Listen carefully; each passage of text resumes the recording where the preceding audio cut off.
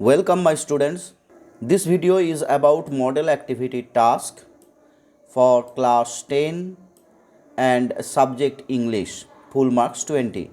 This model activity task is for January 2022. That is, this is the first model activity task in this year. তো এই বছরের যে model activity task সেখানে তোমাদের 20 নম্বরে করে প্রথম মডেল অ্যাক্টিভিটি টাস্কটা 20 নম্বর। এখানে দেওয়া হয়েছে দুটো ফ্রেজাল ভার্ব কি, এই ফ্রেজাল ভার্ব মাধ্যমিকে কতগুলো ফ্রেজাল ভার্ব করলে তোমরা মাধ্যমিকে 3টে করতে পারবে সেটার একটা ফুল লিস্ট দুটো ভিডিওতে আমি দিয়ে দিয়েছি। তোমরা সেই দুটো ভিডিও দেখে নিতে পারো, যার লিঙ্ক আমি ডেসক্রিপশন বক্সে দিয়ে দেবো। এরপরে আছে জয়েনিং এবং তারপরে আছে সুটেবল প্রিপোজিশন দিয়ে শূন্যস্থান পূরণ করা, এবং শেষে একটি প্যারাগ্রাফ আছে। প্যারাগ্রাফটা হচ্ছে importance of reading news paper, যেটা কিনা 10 নম্বরের। ভিডিও শুরু করার আগে আমি অবশ্যই বলবো, যারা এখনও আমার চ্যানেলটা সাবস্ক্রাইব করোনি তারা অবশ্যই চ্যানেলটা কিন্তু সাবস্ক্রাইব করে নাও। এখানে তোমাদের এই বছরে যারা মাধ্যমিক দিচ্ছে তাদের জন্য আমি অলরেডি সাজেশান, অন্যান্য মাধ্যমিক রিলেটেড ভিডিও আমি দিতে শুরু করেছি, তোমরাও এখানে উপকৃত হবে। প্রথমটা হচ্ছে replace the underline words with suitable phrasal verbs. এখানে দুটো শব্দে দাগ দেওয়া আছে, যার নিচে 3টে ফ্রেজাল ভার্ব দেওয়া হয়েছে বা গ্রুপ ভার্ব যেটাকে আমরা বলি। এই গ্রুপ ভার্বে তোমাদের শব্দটা যে টেন্সে আছে গ্রুপ ভার্বও কিন্তু সেই টেন্সেই তোমাদেরকে পরিবর্তন করে লিখতে হবে। তো প্রথমেই আছে the manager rejected the proposal. Manager এই প্রপোজাল বা প্রস্তাবটি প্রত্যাখ্যান করলেন। রিজেক্টেড মানে টার্ন ডাউন, অর্থাৎ এর পাস্ট টেন্স হবে turned down. She can not tolerate, tolerate মানে সহ্য করা, সে সহ্য করতে পারে না ব্যাড হ্যাবিটস, খারাপ অভ্যেস। তো সহ্য করতে পারা এর ফ্রেজাল ভার্বটা হবে পুট আপ উইথ। এছাড়াও তোমরা জেনে রাখো আরও একটা ফ্রেজাল ভার্ব আছে যেটার মানেও হচ্ছে সহ্য করা বা টলারেট, সেটা হচ্ছে বিয়ার উইথ। তাহলে the manager turned down the proposal, she can not put up with bad habits. এখানে ক্যান নট যেহেতু মোডাল অক্সিলিয়ারি, তাই এরপর আর কোনো টেন্সে চেঞ্জ হবে না। 2-এর দাগে চলে এসো। Join the following pair of sentences. এখানে তোমাদের জয়েন করতে বলা হয়েছে, কোন সেন্টেন্সে জয়েন করতে বলা হয়েছে সেটা বলা নেই, অর্থাৎ সিম্পল, কমপ্লেক্স, কম্পাউন্ডের মধ্যে যেটা পারবে সেটাই তোমরা জয়েন করে নেবে। দেখো এখানে বলা হয়েছে ওয়াক স্লোলি, ধীরে ধীরে হাঁটো, ইউ উইল ফল, তুমি পড়ে যাবে। অর্থাৎ এখানে যেটা বলা হয়েছে নেগেটিভ অর্থে, যদি না, অর্থাৎ যদি তুমি না ধীরে ধীরে হাঁটো তুমি পড়ে যাবে। তো আমরা কি করব, ইফ এই ক্লজটা নিয়ে আসবো, অর্থাৎ এটা কমপ্লেক্স সেন্টেন্সে হচ্ছে, কারণ ইফ ক্লজ নিয়ে এলে সেটা হচ্ছে একটা সাবঅর্ডিনেট ক্লজ, এবং মেন ক্লজটা হচ্ছে ইউ উইল ফল। এই ইউ উইল ফল মেন ক্লজের উপর নির্ভর করে সাবঅর্ডিনেট ক্লজ। ইফ ইউ, এখানে এই ওয়ার্ক ভার্বের সাবজেক্ট হচ্ছে ইউ, তুমি। তো ইফ ইউ যখন এটা নেগেটিভ হবে আমাকে ডু অক্সিলিয়ারি নিয়ে এসে নেগেটিভ করতে হবে। তাহলে if you do not walk slowly you will fall. Salma won the first prize, I know it. আচ্ছা তোমরা দেখো এখানে সালমা প্রথম পুরস্কার পেয়েছে এবং আমি এটা জানি। আচ্ছা এটা মানে কোনটা? এটা মানে হচ্ছে Salma won the first prize. তাহলে এই প্রথম বাক্যটাকে আমাকে সাবঅর্ডিনেট ক্লজ করব। সাবঅর্ডিনেট ক্লজ কিভাবে করব না, দ্যাট জয়েন করে, দ্যাট কনজাংশন জয়েন করে, that Salma won the first prize. এবার এটাকে আমরা কোথায় বসাবো? দেখো এই বাক্যের আই নো ইট, ইট মানেটাই হচ্ছে that Salma won the first prize, অর্থাৎ ইট এখানে অবজেক্ট, এই ইটের জায়গায় আমি বসাচ্ছি এই ক্লজটা। অতএব তোমার দিকে এইখানে যদি বলে দেওয়া থাকতো যে নাউন ক্লজ বসিয়ে জয়েনিং করো, তাহলে এটা নাউন ক্লজই হতো, কারণ অবজেক্টের জায়গায় এই ক্লজটা বসাচ্ছি, অতএব এটা একটা নাউন ক্লজ। এবং সেন্টেন্স হচ্ছে কমপ্লেক্স সেন্টেন্স, কারণ এখানেও সেই ডিপেন্ডেন্ট ক্লজ এলো। কোনটা? That Salma won the first prize. He can not come, সে আসতে পারবে না। His brother can not come, তার ভাইও আসতে পারবে না। অর্থাৎ যখন দুটোই না হবে, দুটো সাবজেক্ট দুজনেই না হবে, বা কোনো একটা কাজ, দুটো কাজ দুটোই না, তখন ক্ষেত্রে আমরা নিদার নর দিয়ে যুক্ত করি। তাহলে নিদার নর মানে কি? এখানে কোনটা নিদার? না নিদার হি, নিদারকে অনেকে নাইদারও বলে, যাই হোক, নিদার হি নর হিজ ব্রাদার। এবার দেখো এটা নেগেটিভ অলরেডি হয়েই আছে, আমি আর ক্যান নট কাম বলবো না, নেগেটিভ আমি অলরেডি দিয়েছি, কারণ নিদার নর মানেটাই হচ্ছে, ফোর্সটাই হচ্ছে নেগেটিভ। নিদার হি নর হিজ ব্রাদার ক্যান কাম, তার সে বা তার ভাই আসতে পারবে, কেউই আসতে পারবে না। এখানে তোমাদের এই জয়নিংটা ডিটেলসে আমি আলোচনা করব। ক্লজ, জয়নিং, সিম্পল জয়নিং, কমপ্লেক্সে জয়নিং, কম্পাউন্ডে জয়নিং, স্প্লিটিং, অর্থাৎ দুটো একটা জয়েন্ট সেন্টেন্স দেওয়া হয়েছে, দুটো কি তিনটে সেন্টেন্সের একটা সিম্পল বা কমপ্লেক্স সেন্টেন্স দেওয়া আছে, তাকে স্প্লিট করতে হবে দুই বা দুইয়ের বেশি সিম্পল সেন্টেন্সে। তো সেটাও আমি দেখাবো। এখানে দেখো অ্যাক্টিভিটিতে তোমরা চ্যানেলটা অবশ্যই সাবস্ক্রাইব করে রাখো। Activity 3, fill in the blanks with suitable preposition. Proper preposition দিয়ে তোমাদের এখানে ব্ল্যাঙ্ক পূরণ করতে হবে। দ্য ম্যান স্যাট, বসে থাকা, কোনো কিছু সারফেসের উপর বসা, কোনো সারফেসের উপর টাচ করে কোনো কিছু থাকা মানেই preposition on. The man sat on the chair. The boy dive মানে ঝাঁপ দেওয়া। দেখো এখানে একটা মুভমেন্ট বোঝাচ্ছে, অর্থাৎ কোনো একটা জায়গা থেকে একজন ঝাঁপ দিল, জলের মধ্যে ঢুকলো, তাহলে এটা হবে into. The boy dived into the river. She is গোয়িংয়ের পর কোথায় যাচ্ছে, কোনো একটা ডিরেকশন মানেই হচ্ছে টু। কোনো একটা জায়গায় সে অবস্থান করছে তখন হবে অ্যাট, কিন্তু কোনো একটা জায়গায় যাচ্ছে, কোনো একটা ডিরেকশনের দিকে যাচ্ছে, তখন কিন্তু প্রিপোজিশন টু।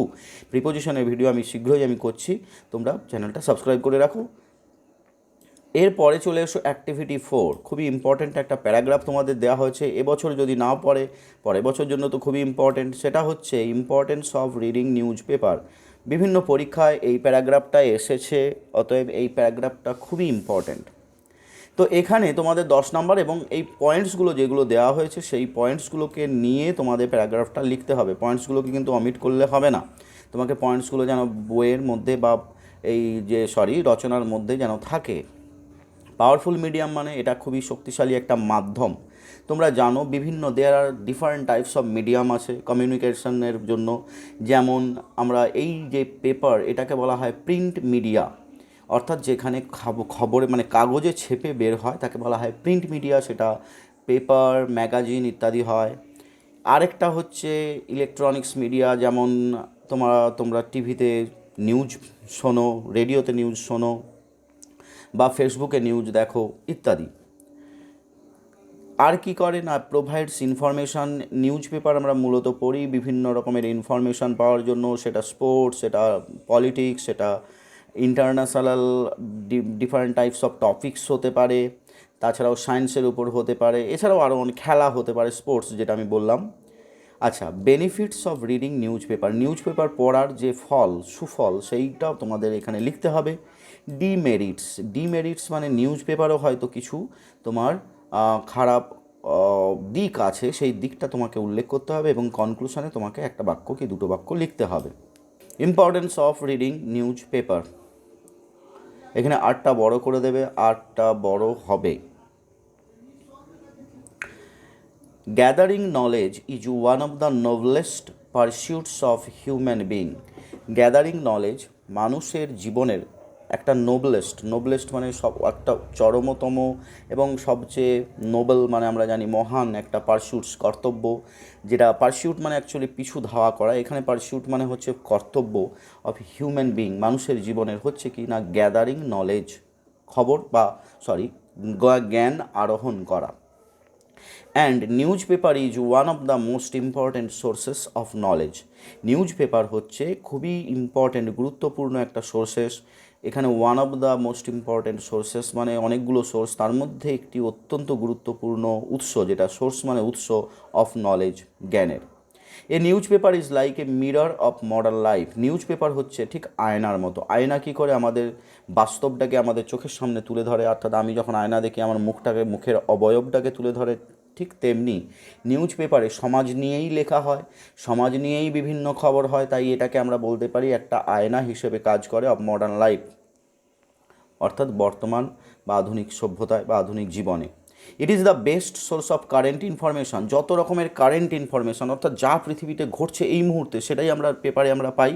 তো এটা হচ্ছে best source of current information, বর্তমান যে মানে একদম কারেন্ট ইনফরমেশানের সবচেয়ে ভালো সোর্স, উৎস on every fields of life. জীবনের বিভিন্ন ফিল্ডস মানে জমি নয়, এখানে বিভিন্ন দিক আছে, অর্থাৎ আমাদের সায়েন্স আছে, স্পোর্টস আছে, একে বলা হয় different fields of life. Politics আছে, as well as those issues. এছাড়াও আরও কি মানে জিনিস আছে না, as well as those issues, সেই সমস্ত বিষয়গুলো that are posing threat to our civilization, সেই সমস্ত বিষয় নিয়েও খবর হয় যেগুলো আমাদের সিভিলাইজেশন বা মানব সভ্যতায় একটা পোজিং থ্রেট, থ্রেট পোজ করা মানে হচ্ছে যেটা কিনা বিপদ হিসেবে দেখা দিয়েছে এমন নিউজ। যেমন আমি বলতে পারি গ্লোবাল ওয়ার্মিং। এছাড়াও দেখো তোমরা কোন নিউজ থেকেই তোমরা পেয়েছো প্রথম যে খবরটা, সেটা হচ্ছে কোভিড-19 খবর। তো এইগুলো আমাদের সমাজে যেগুলো ক্ষতিকারক, সেই সমস্ত দিকগুলোও কিন্তু আমরা এই নিউজ পেপার থেকেই খবর পাই।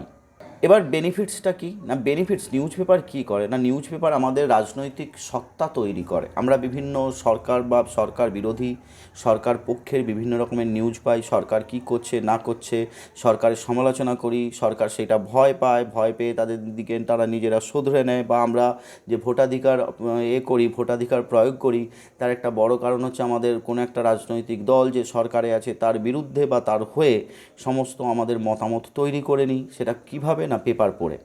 এ গ্রেট ডেমোক্রেসি, একটা গণতন্ত্র, একটা মহান গণতন্ত্র থ্রাইভস অন মানে খুব ভালোভাবে বেঁচে পড়তে থাকে।